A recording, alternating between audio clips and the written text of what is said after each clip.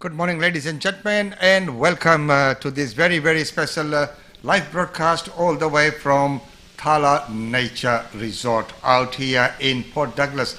And it is just so wonderful to be here. This is just so nice, being right here in this nature's resort. And with me is Usha Chandra as well. Welcome to the show, Usha. Good morning. Thank you for having me on your show. I would like to wish everyone a very happy Easter and have a safe holidays. Well, of course. And, talking about this resort where we are, let's take a look at where we are. So this is the Tala Resort, and it is just amazing. And it is a beautiful, beautiful nature's reserve. And the way it is built is that, it has all the single dwellings which are completely detached, so in each individual unit is on its own, and it's just amazing the way they've kept in nature to build this beautiful, beautiful place. Let's take a look at a video of the surroundings.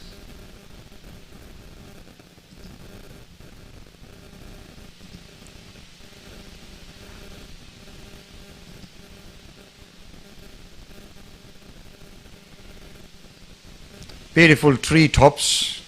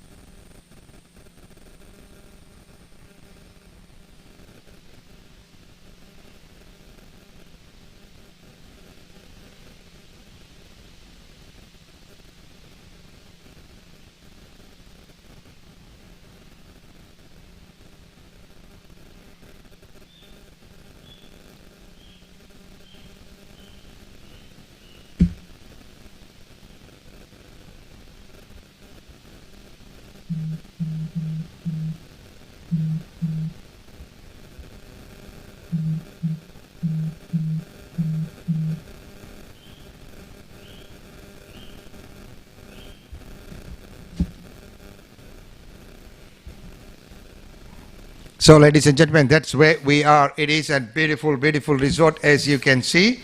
Yes, and really, really having a good time and enjoying ourselves right here. It is just amazing. Well, right now, let's take a look at what's happening with Queensland, and let's join our Premier with that update from this morning. And that is, there is no community transmission overnight, so that's fantastic news. We have 8 new cases today, 7 are in hotel quarantine, so overseas acquired, and once again we'll be dealing with that. But like I said, we're seeing more and more of these coming into, those return travellers coming into hotel quarantine and then going into our hospitals. We have 1 historical case. Now this is really interesting, and Dr Young will talk about this, because we believe that this historical case is the missing link from that first cluster. So that's fantastic news. So Dr Young will talk to you about that. We now have 82 active cases in our hospitals. Now, once again, Queenslanders, what a great effort. 35,357 tests in the past 24 hours. So that is truly incredible. Great testing results.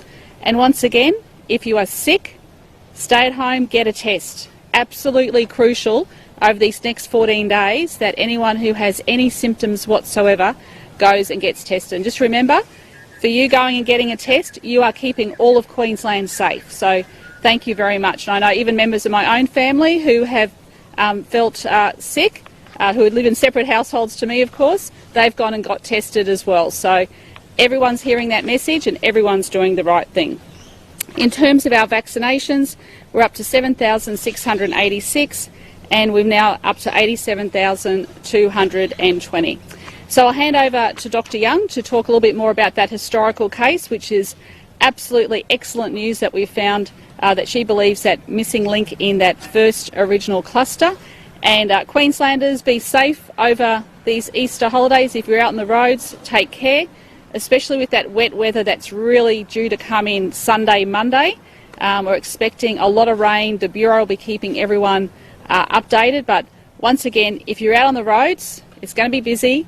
Take care and look after one another. I'll hand over to Dr. Young. Thank you, Premier.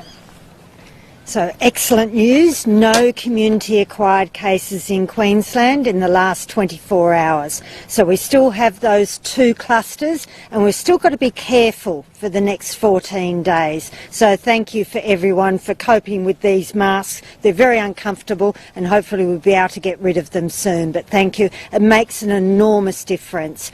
And before I go into the details of this most recent case, I just want to say to people who've been involved in these 2 clusters, they've done everything absolutely wonderfully. So I always say, let's find the first case in a cluster, not the 40th. And that will stop us then having hundreds of cases. So it's been an enormously successful process in terms of people coming forward and sharing information with us. People are so prepared to share their very close contact details with us and where they've been, and that must be so hard for individuals.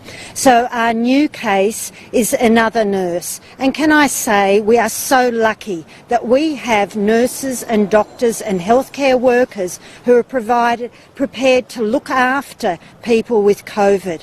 Today, across the world, more than 17,000 healthcare workers have died from COVID. So I thank every single one of our healthcare workers in Queensland who have been out there on the front line looking after positive COVID cases. So this is yet another nurse who has unfortunately, through doing nothing wrong, has contracted the infection from a gentleman who's clearly a super spreader. It's not his fault either.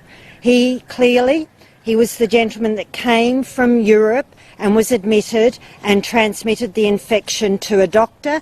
Now he has also transmitted it to a nurse. So that's the process that's happened. And then the nurse, again through absolutely no fault of her own, has then gone home and transmitted it to her partner, who is one of that group that we know who live in that North Brisbane area and are a close social network. So then it's spread within that network.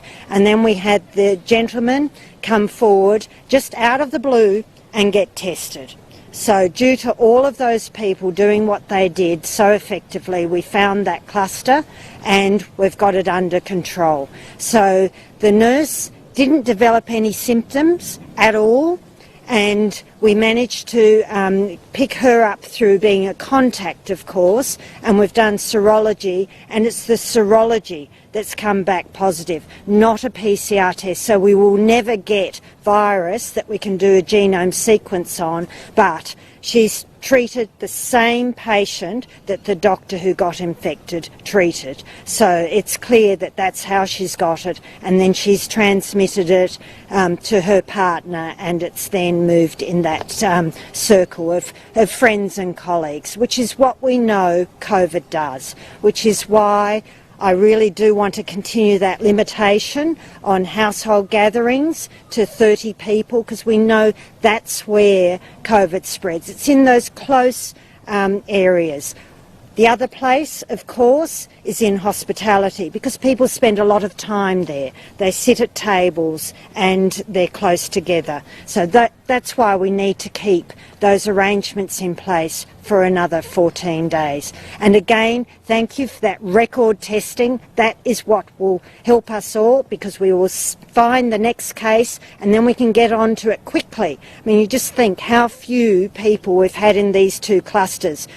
We, Queensland Health, myself, everyone and the whole community has learnt what to do. Think back to the Brisbane Youth Detention Cluster. In the end we got 50 out of that. So think how much quicker we are at reacting now. And that's thank you to all people across Queensland being cautious, being alert and coming forward and getting tested. Thank you.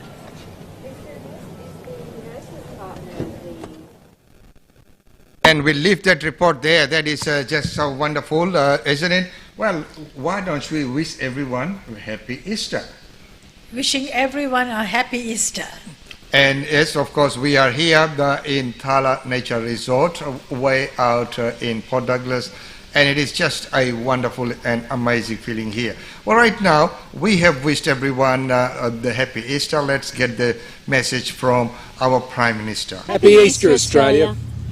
Easter is a very special time where people and families are coming together right across our country, and for many in a way they haven't been able to do over the past year.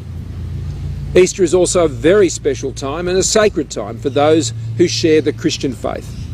Christians everywhere, our family included, will draw great strength and heart from the Easter message, a message of hope, of love and forgiveness.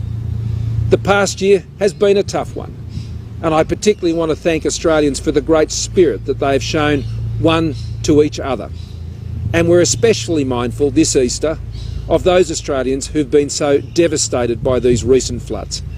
Jen and I have had the opportunity to meet with some of you who have been affected in this way, and we'll be thinking especially of you this Easter. It's our capacity to love our neighbour as ourselves that I think has really demonstrated the great Aussie spirit of mateship over this past year. And I'm especially looking forward this Easter to spending time together as a family and to catch up with friends and just to appreciate each other and how fortunate we are to be able to do that in our country.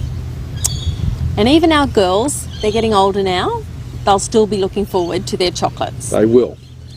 And if you're travelling this Easter, please stay safe on the roads. Make sure you get where you're going safely. And wherever you are, let's keep looking out for each other, Australia. Happy Easter. Authorised by S. Morris. Happy Easter, and what a wonderful message from our Prime Minister. Yes, absolutely beautiful message to all the families and friends. And as he mentioned, that everyone stay safe wherever you are, and especially on the roads. If you're on the roads, please do take care. And that's why we did what we did, was come here, as soon as the restrictions were lifted and we could, so that, we're not clogging the roadways, but even though we didn't drive. This is a beautiful, beautiful resort here. Also, I know that we are not into your real estate segment, but there's always news that people are following about real estate and what's happening with the markets and all those. So let's take a look at this report and then we'll talk about this.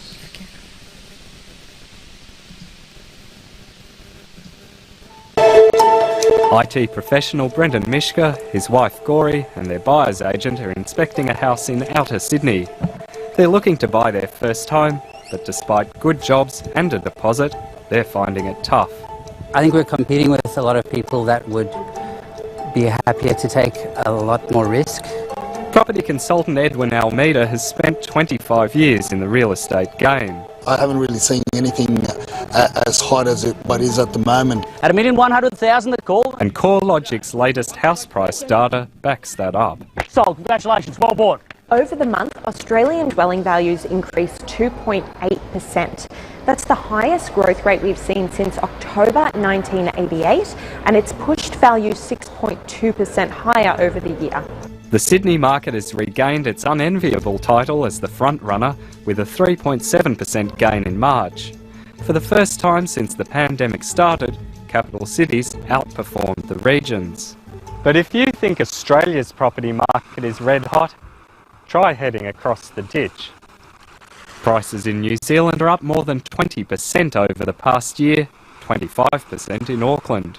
The economy picked up where it left off, only with lower interest rates, so the housing market has massively outperformed expectations. Like Australians, New Zealanders were already dealing with record mortgage debts before the latest boom. 32, 35, good work, sir. 35. Stay in front, that's where you need to be. Unlike Australia, regulators have started doing something about it. The Reserve Bank of New Zealand has had limits on low deposit loans since late 2013. It temporarily dropped them during the pandemic. In the end, they put them back on earlier than they had anticipated, and the banks themselves actually front-ran that and put them back in even earlier. But that wasn't enough for the Ardern government, first elected on a platform of improving housing affordability. The Labor government has taken matters into its own hands with changes to New Zealand's property taxes. In previous times, capital gains in New Zealand have generally been untaxed on housing. It's now a very strict rule that anyone that sells a house previously within 5 years, now anyone within 10 years has to pay tax on those capital gains. Even more controversially, it's removed tax deductibility on mortgage repayments. Now investors can't claim their interest payments to lower their overall tax burden. The change already applies to new investments, and there's a 4-year transition for existing investors.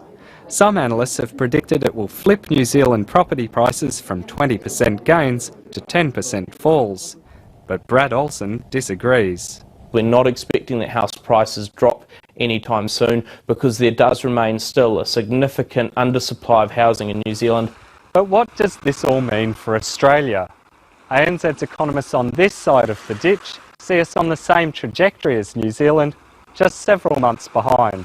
Australia is fast catching up, and so on our expectations, by the end of the year, house prices up about 17%. A growing chorus of analysts now see it as almost inevitable the banking regulator will take action soon. They could introduce caps on higher risk lending, like lending where there is a high debt to income ratio or lending where there's a high loan to valuation ratio. So there we go, all the talks about those ratios and most of the things that you normally talk about in your shows. So, what do you make of that video? They're absolutely true. I mean, the prices are going crazy. Multiple offers are still coming, especially here in Brisbane as well. They're talking about New Zealand market.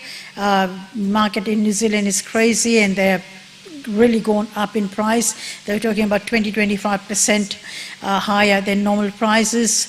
And the same over here in Brisbane. We are getting multiple offers and people are paying $60,000, $70,000, $80,000, $100,000 more than the properties because they're bidding against each other to who is getting the price at the top price. So absolutely, I mean, crazy market. The sellers are laughing. They are really happy that they're achieving that sort of price. But the buyers, we have got multiple buyers. Buyers are coming in tens of thousands of buyers, but very limited stock. So, the property market is really going crazy. Well, thank you very much for that update, and I thought that we might throw that. And don't forget, ladies and gentlemen, that tomorrow from 10 a.m. we'll bring the special segment from the Indian Medical Association of Queensland branch, and tomorrow's very special guest is Dr. Rajiv Gandhi, and a very, very important segment that will be on from 10 a.m. tomorrow. So please make sure that you do look into that one, and I'd like to thank Dr. Cheryl Fernandez and the association on its own for producing those one for the benefit of everyone here. So, ladies and gentlemen, we are at this point in time broadcasting live all the way from Thalla Nature Resort. And I do apologize, maybe the internet here is what it is out in the Nature's Reserve, but we've managed to find us enough signal to be able to broadcast. So if there has been any problems, do send us a feedback of how it went with the sound and everything. Of course, this is not a studio, so the lighting might not be the best, but we try our best and see what we can do. The last news for today. This is all about ensuring that we have the capability to do what we need to do to protect and defend Australia's interests in our part of the world. This is a $1 billion initiative to bring this forward, to ensure that we have what we need to do what's right for all Australians, and to do it with the best partners in the world. Our defence industry we have been working together with now for many years as we've recovered, rebuilt restored.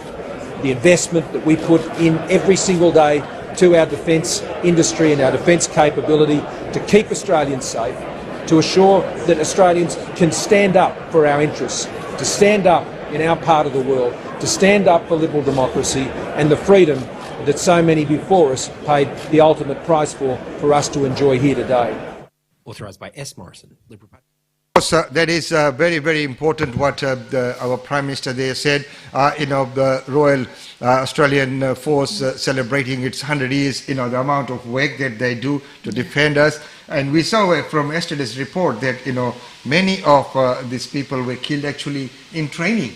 That was the sad part, yeah. Yes, and so they've given so much. Okay, so far, how have you been enjoying this the nature's reserve, being out here away from the hustle bustle? Yeah, actually absolutely beautiful. The stunning views, the sound of the trees, the sound of the birds. It's an amazing resort here. And thank you so much for bringing me to this beautiful resort for a very peaceful and relaxing weekend. So ladies and gentlemen, that's about all from us from this segment. And don't forget that tomorrow, Aapka Sehat will be brought to you by the Indian Medical Association and the Queensland chapter. So until tomorrow, it's goodbye from us. Enjoy your day, the rest of the day. But most importantly, please do remain safe.